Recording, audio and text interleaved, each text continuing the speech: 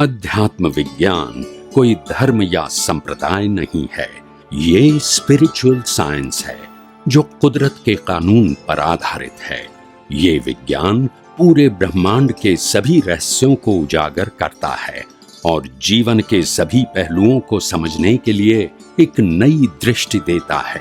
इसी को art of vision कहते हैं, दुनिया को देखने की एक नई दृष्टि, जो अध्यात्म विज्ञानी परम पूज्य स्वामी श्री कमलेशानंद जी के निर्देशन में सनातन सत्य का अनुसंधान कर हमारे जीवन को प्रकाशित करे। जय सच्चिदानंद। भाइयों और बहनों, मातृशक्ति को नमन। आज का सूर्योदय नई रश्मियां लेकर के आया है, नई ऊर्जा लेकर के आया है, क्योंकि जो हमारी सत्संग अभी तक चल रही है उससे हम भावित होते रहे, हमारी आत्मा भावित होती रही, हमारा ज्ञान दर्शन स्थिरता की ओर बढ़ता रहा और उसकी निष्पत्ति मिलके हमको जो आत्मा का गुण आनंद है उसकी अनुभूति होने लगी। पर ये ऐसा होता कब है? हर कथा में या हर सत्संग में ऐसा नहीं होता है। जो सत्संग कराने वाला मुक्त ज्ञानी पुरुष होता है उसका अतिशय होता है, उसका ओरा इतना पवित्र होता है कि उसके चारों तरफ जो रश्मियां निकलती है उसके मस्तिष्क के बाहर से, वो पूरे वातावरण को आनंदमय बना देती है। तो ऐसे ही स्वामी कमलेशानंद जी हमारे पर महती कृपा करके हमारे पुण्योदय कारण आज स्टूडियो में साक्षात मौजूद है। आप सभी की तरफ से उनके प्रति कृतज्ञता। जय सच्चिदानंद। जय सच्चिदानंद। स्वामी जी, हमारा जो सनातन सत्य है उसमें हम महात्मा, मुमुक्षु, जिज्ञासु, श्रोता एक दूसरे को जय सच्चिदानंद बोलते हैं। तो एक सामान्य व्यक्ति और हमारे श्रोतागण जो इस सत्संग को सुन रहे हैं वो ये जानना चाहेंगे कि जय सच्चिदानंद का अर्थ क्या होता है। इसको अर्थ को आप खोल करके बताइए। और जय सच्चिदानंद मात्र बोलने से हमारी जो प्रकृति मन वचन काया है उसको क्या लाभ होता है, और हमारा भीतरी जगत जो दृष्टि विज्ञान है, ज्ञान दर्शन का है, हमारी प्रतिष्ठित आत्मा का है, हमारा शुद्ध आत्मा का है, वो सब भी क्योंकि एक बहुत बड़ा महत्वपूर्ण विषय है तो वो भी प्रभावित होते हैं। तो उनको क्या लाभ होता है भीतरी जगत को, तो उससे क्या हमारी शुद्धि, बढ़ोतरी और स्थिरता होती है, कृपया थोड़ा खोल करके बताइए। सभी श्रोताओं को मेरा नमस्कार, जय सच्चिदानंद। और प्रश्न के लिए धन्यवाद। बहुत सारे लोग जय सच्चिदानंद शब्द का इन पास्ट में भी प्रयोग कर चुके हैं। तो जय सच्चित आनंद ये कोई शरीर का टाइटल नहीं है, ये सनातन शुद्ध ज्ञान दर्शन और आनंद जिसका स्वभाव है, ऐसे आत्मा की बात है। और हम आगे जय लिखते हैं, मतलब इसका जय हो या तो हम इसको नमस्कार करते हैं, दोनों में से कोई भी अर्थ ले सकते हैं। तो जय सच्चिदानंद मतलब होता है सत यानी अविनाशी, चित यानी शुद्ध ज्ञान दर्शन और आनंद। जो अविनाशी है, जिनका ज्ञान दर्शन शुद्ध है और आनंद स्वभाव है, ऐसे आत्मा को मेरा नमस्कार या ऐसे आत्मा का जय हो, विजय हो, ये कहना चाहते हैं। ये आत्मा के बारे में बताया गया है, शरीर के बारे में नहीं बताया गया है। और जब हम एक दूसरे को जय सच्चिदानंद बोलते हैं तो उसका कहने का मतलब ये है, मैं आपके शरीर के अंदर सतचित आनंद स्वरूप आत्मा को नमस्कार करता हूं। मतलब आत्मा को नमस्कार करने का मतलब होता है शाश्वत ज्ञान दर्शन और आनंद स्वभाव वाले आत्मा को मैं वंदन करता हूँ। वंदन करने वाला अहंकार है। क्या है? अहंकार। शरीर नहीं। जो अहंकार बार बार मानता था मैं नामधारी हूँ, मैं देहधारी हूँ, मैं मन वचन काया हूँ, मैं मन वचन काया को चलाने वाला हूँ, मैं भौतिक विनाशी चीजों का मालिक हूँ, मैं करता हूँ, मैं भोगता हूँ, ये मानने वाला अहंकार कहता है कि मैं आपके अंदर विराजमान सतचित आनंद स्वरूप आत्मा को नमस्कार करता हूँ, जो आत्मा मेरे अंदर भी सतचित आनंद स्वरूप है। मगर क्योंकि धीरे धीरे ये जय सच्चिदानंद वो रिचुअल्स बन गए। क्या बन गया? रिचुअल्स। और इसीलिए जो उनका जो हार्द था वही नहीं रहा और एक मैकेनिकल व्यवहार रहा। जैसे कोई कहता है जय श्री कृष्ण, कोई कहता है जय जिनेन्द्र, कोई कहता है ओम नमः शिवाय। ऐसे रिचुअल्स हो गए। रिचुअल्स के जो पीछे था हार्द ये था कि हम कम से कम ऐसे माध्यम से आत्मा को याद करते हैं जो आत्मा सतचित आनंद स्वरूप है। तो आत्मा को भी याद करते हैं और आत्मा की स्टेटस को भी हम उस समय याद करते हैं। तो इसीलिए मैं मानता हूं कि जय सच्चिदानंद बहुत सारे महापुरुष पहले भी कर चुके हैं, ये कोई नया शब्द नहीं है। मगर मैं ये कहना चाहता हूँ शब्द नया नहीं है, मगर बोलने वाले जब भी बोलेंगे तो जागृति पूर्वक बोलेंगे कि वास्तव में मैं ये स्लोगन्स के रूप में नहीं बोल रहा हूँ, मगर वास्तव में उनके शरीर के अंदर सत आनंद सतचित और आनंद स्वरूप आत्मा को मैं नमस्कार कर रहा हूँ। ये दृष्टिकोण से आप करोगे आपको भी फायदा होगा और सामने वाले व्यक्ति के अंदर ये सच्चिदानंद स्वरूप जो आत्मा है वो उनको भी एक जात की अवेयरनेस मिलेगी, तो उसमें किसी को नुकसान नहीं है। तो इसीलिए उसको स्लोगन्स न मान के, एक फॉर्मालिटी न मान के, एक रिचुअल्स न मान के उनको जागृति का प्रतीक माना जाए, तो मैं समझता हूँ हजारों लाखों लोगों को इनका बहुत कुछ फायदा होता है।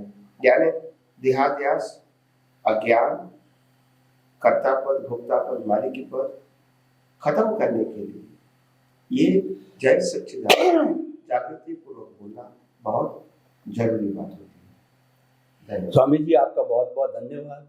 आपने बड़ा सुंदर स्पष्टीकरण किया कि ये तो हमारे भीतर विराजमान शुद्ध आत्मा परमात्मा की जो है वो पहचान है, और सत्य का मतलब अविनाशी और चित्त का मतलब शुद्ध ज्ञान दर्शन वाला, और जिसका लक्षण जिसका स्वभाव है वो आनंद है। तो वो उसको हम एक दूसरे को नमस्कार करते हैं तो बहुत ही उच्च और हाई लेवल की बात है, ये अल्टीमेट बात है, और ये भी सनातन सत्य से जुड़ी हुई है। और व्यक्ति अगर इसको जागृति पूर्वक करे तो भी एक साधना का अंग बन जाती है। स्वामी जी आपका बहुत बहुत धन्यवाद। स्वामी जी, एक तरफ हमारे कर्मों का भारी फोर्स है, क्योंकि वो तो हम पीछे से लेके आए हैं, डिस्चार्ज है, उदय प्रारब्ध के अधीन है, कुदरत करवाती है। और दूसरी तरफ जो है हम अपने केंद्र के अंदर शुद्ध आत्मा को विराजमान करके और उसकी जागृति प्रतीति जागृति की ओर बढ़ते हैं, उससे हमको अनुभव बढ़ता है। लेकिन क्या है कि स्खलना बहुत होती है कि थोड़ा सा जो है प्रतिकूलता आई या थोड़ा सा फोर्स बढ़ा हमारे कर्मों का, तो हम उसकी ओर हो जाते हैं, उससे जुड़ जाते हैं। तो कृपया, हालांकि आपने पहले भी बताया, लेकिन ये ऐसा विषय है कि बार बार इसको अरंगम करना चाहिए, बताना चाहिए, जानना चाहिए। तो कृपया हमको सतत जागृति बनी रहे, उसके लिए कुछ सूत्र जो है और नए दीजिए। प्रश्न के लिए धन्यवाद। कई सारे हमारे साइंटिस्ट हैं, हमारे जो महात्मा है, जिज्ञासु मुमुक्षु है, जो वैज्ञानिक प्रयोग अपने जीवन में कर रहे हैं और उसमें आगे बढ़ना चाहते हैं। कई बार बोलते हैं कि स्वामी जी, हम आत्मा को लक्ष्य में रखे प्रकृति को ही कुदरती रचना देखना चाहते हैं, मगर शायद कभी कभी ऐसा होता है कि दूसरे की प्रकृति कुदरती रचना दिखती है, खुद की प्रकृति कुदरती रचना देखने में थोड़ी तकलीफ हो जाती है। पर हम प्रयास तो करते हैं, हमारी प्रकृति भी कुदरती रचना ही है ऐसा मानते भी है, मगर प्रयास करने के बाद भी जितनी जागृति रहनी चाहिए इतनी रहती नहीं। तो आप कुछ ऐसा सटीक एक प्रयोग बताओ ताकि हम उस प्रयोग को आगे ले जाके सफलता की ओर आगे जाए। और इस प्रयोग के अंदर आप ऐसा उदाहरण दो, एग्जाम्पल, ताकि हम उसी एग्जाम्पल से हम समझ सके कि वास्तव में आप क्या कहना चाहते हो। तो मैंने सिंपल बता दिया कि पति पत्नी शादी किया है और एक दूसरे को जानते हैं, मानते हैं और एक दूसरे के साथ एडजस्ट होने की कोशिश करते हैं। ऐसे 10 साल निकल गए। 10 साल के बाद दोनों को मालूम होता है कि हम दोनों एक दूसरे के साथ नहीं रह सकते, नहीं जी सकते हैं, तो ज्यादा संघर्ष करने की बजाय हम अलग हो जाए।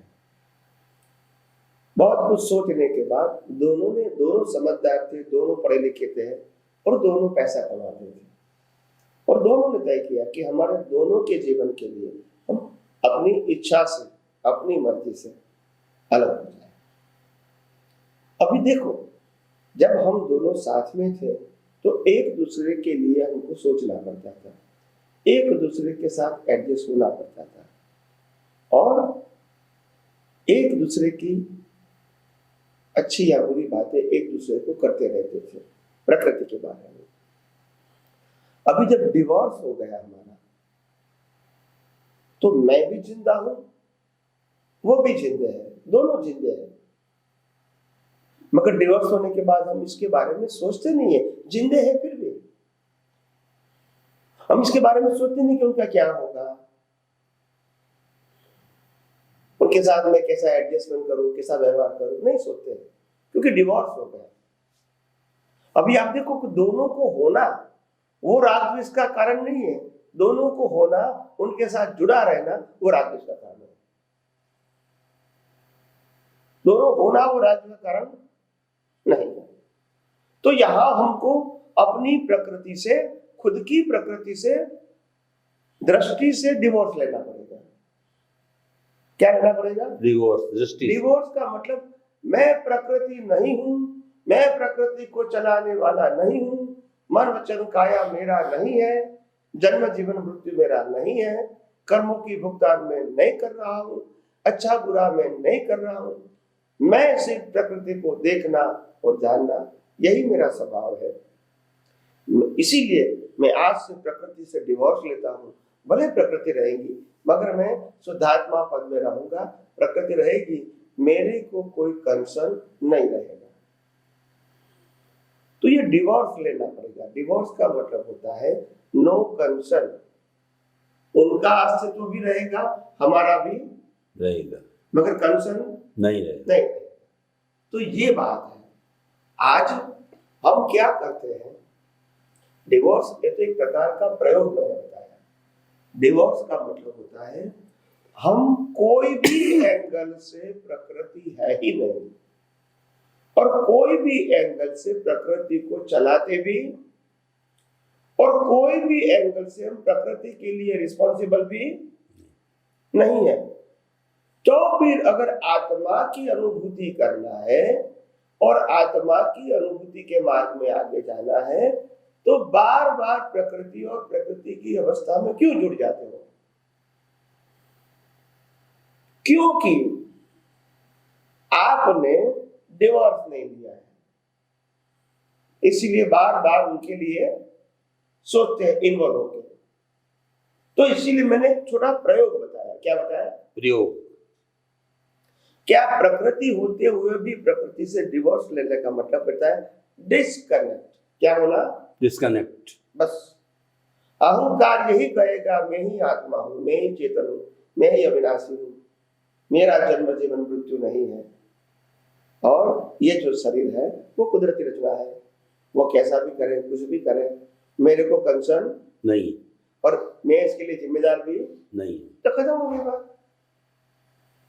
हम खुद उसकी वैल्यू करते हैं फिर फंस जाते हैं, वैल्यू करते हैं फिर फंस जाते हैं। तो अहंकार को डिवोर्स लेना है। किसको लेना है? अहंकार। जो अहंकार मानता है कि मैं मन वचन काया नहीं हूं, उसको चलाने वाला नहीं हूं, सत्ता संपत्ति संबंध साधन मेरा नहीं है, जन्म जीवन मृत्यु मेरा नहीं है, ऐसा मानने वाला अहंकार प्रकृति से डिवोर्स ले लेता है। मीन्स मेरे को प्रकृति से कोई कंसर्न नहीं है, क्योंकि मैं चेतन हूं, मैं अविनाशी हूं और सभी प्रकार की अनंत शक्तियों वाला हूं, मेरे को कुदरत चलाने वाला नहीं है। तो ये जब विजन में सेपरेट हो गया, बाद में आपको प्रैक्टिस करनी पड़ेगी। तो ये कोई भारी काम नहीं है। मगर क्या होता है, मैंने कहा ऐसे सदियों से, क्योंकि हमारा जो प्रयास है, जो प्रकृति के साथ हमारा जुड़ाव है और प्रकृति को सेंटर में रख के ही हम अपना जीवन जीते हैं, तो ये एक प्रकार की हमारी जो जीवन जीने की जो पद्धति हो गई है, वो पद्धति जीवन के साथ जुड़ी हुई सभी अवस्थाओं से मिली हुई है और हम बार बार प्रकृति को बीच में लाके हर प्रश्न का समाधान प्राप्त करना चाहते हैं। हालांकि जब प्रकृति हमारा सब्जेक्ट नहीं होता है तो प्रकृति का सब्जेक्ट भी, प्रकृति का प्रश्न भी हमारा प्रश्न नहीं हो सकता है। मगर क्योंकि बार बार हम इससे अलग नहीं होने के कारण, इससे अलग होने की अनुभूति न होने के कारण बार बार हमको प्रकृति के बारे में प्रश्न उठते हैं कि हम प्रकृति को क्या करें, प्रकृति को कैसे सुधारें, प्रकृति को कैसे बदलें, प्रकृति को कैसे शांत करें, प्रकृति को कैसे एक दूसरे के साथ एडजस्टेबल करें। ये सब विचार तब आते हैं जब आपके दिमाग में मैं प्रकृति हूं। तब अगर आप प्रकृति है तो आप ये भूल जाओ कि मैं शुद्ध आत्मा हूं। दो तो नहीं हो सकते हैं ना, एक विनाशी दूसरा अविनाशी। एक को कुदरत चलाता है, एक स्वयं है, तो दोनों एक नहीं हो सकते हैं। मगर मैं कहने का मतलब है कि अभ्यास की कमी है। क्या है? अभ्यास। और वो जागृति पूर्वक। अभ्यास का मतलब चैंटिंग नहीं, अभ्यास का मतलब जागृति पूर्वक का प्रयोग। ये प्रयोग में प्रकृति की हर क्रिया होती रहेगी, मन बुद्धि चित्त अहंकार से म्यूचुअल एक्शन से अवस्था भी आती जाती रहेगी, सुबह शाम भी होता रहेगा, दिन रात भी होता रहेगा, मगर उस हम रील को देखते रहेंगे। बस इस रील के साथ जुड़ेंगे नहीं। तो ये जागृति पूर्वक का एक प्रयोग होता है और प्रयोग से ही हम आगे बढ़ सकते हैं। ये कोई चमत्कार नहीं है और ये प्रयोग ही हमको अनुभूति की ओर आगे ले जाएगा। तो हमारे सब में जो कमी होती है, ज्ञान तो कहीं ना कहीं से मिल जाता है, कमी कहाँ होती है, हम एक्सपेरिमेंट नहीं करना चाहते। एक्सपेरिमेंट से ही एक्सपीरियंस होता है, एक्सरसाइज से एक्सपीरियंस नहीं होता है, एक्सरसाइज से पाप पुण्य होता है, एक्सपेरिमेंट से एक्सपीरियंस होता है। तो ये सब बातें हमको ध्यान में रखनी पड़ेगी, क्योंकि अगर आप स्पिरिचुअल साइंस को जानना चाहते हैं तो साइंस को लक्ष्य में रखकर ही आपके सभी प्रयोग होने चाहिए। तो इसीलिए बार बार हम इसी प्रयोग में, ऐसे प्रयोग में हम खो जाते हैं और भूल जाते हैं प्रयोग को, हम खुद प्रकृति बन जाते हैं और इसीलिए हमको जो अनुभव होना चाहिए सेपरेशन का, वो नहीं होता है। और सेपरेशन के बाद आनंद होना चाहिए, मुक्तता का आनंद, वो भी नहीं होता है। तो आइए हम सब आध्यात्म विज्ञान को यथार्थ रूप में समझने की कोशिश करें और मुक्तता की अनुभूति का जो मैंने प्रयोग बताया, वो प्रयोग के आधार से आप भी कोई भी परिस्थिति में मुक्तता का आनंद ले सकते हैं। तो आइए हम सब आध्यात्म विज्ञान के माध्यम से आगे आगे और भी बातें करते रहेंगे। स्वामी जी, आपका बहुत बहुत धन्यवाद। प्रकृति और पुरुष को अलग रखना है, और हमारा प्रकृति जो योगदान है वो तो जुड़ा हुआ है कुदरत से, और हमारे भीतर अगर केंद्र में प्रभु है, आत्मा है, वो स्वयं भू है, उस पर किसी तरह के जो कुदरत का कानून लागू नहीं होता है, तो इसका अर्थ ये होता है कि हमें प्रकृति की ज़्यादा केयर नहीं करनी है। प्रकृति को आपने डाइवोर्स लेने का बताया कि don't take care for your प्रकृति। तो जब ये धीरे धीरे हमारे अनुभव में आता रहेगा, अभ्यास में आता रहेगा, प्रयोग में आता रहेगा, तो ये एक दिन में नहीं होगा, ये चमत्कार नहीं है, ये अभ्यास की बात है। ये अभ्यास की होते होते होते बाद जो है हमारा लाइव अहंकार ये स्वीकार करने लग जाएगा कि मैं तो शुद्ध आत्मा हूँ और मन वचन काया से मुक्त ऐसा मैं शुद्ध आत्मा हूँ। जब ये उसके जहन में बैठ जाएगा, अनुभव करने लग जाएगा, तब सारा काम हमारा बन जाएगा। स्वामी जी, हम रोजमर्रा की जिंदगी के अंदर देखते हैं कि व्यक्ति जीवन के अंदर बहुत बड़े बड़े अपराध करते हैं, बूचड़ खाने चलाते हैं, कसाई है, और दूसरा शराब के ठेके लगाते हैं, वेश्यावृत्ति करते हैं।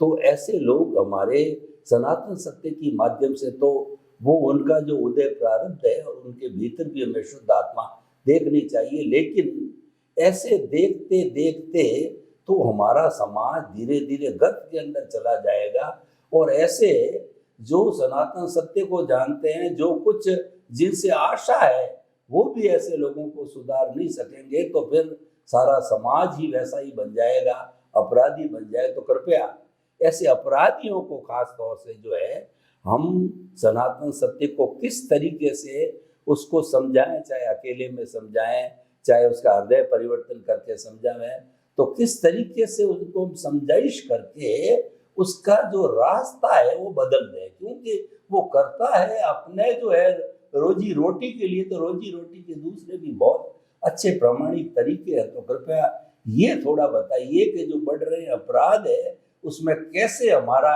ये जो है आध्यात्म विज्ञान जो है कार्य कर सकता है, ताकि हम उसका प्रयोग करें। प्रश्न के लिए धन्यवाद।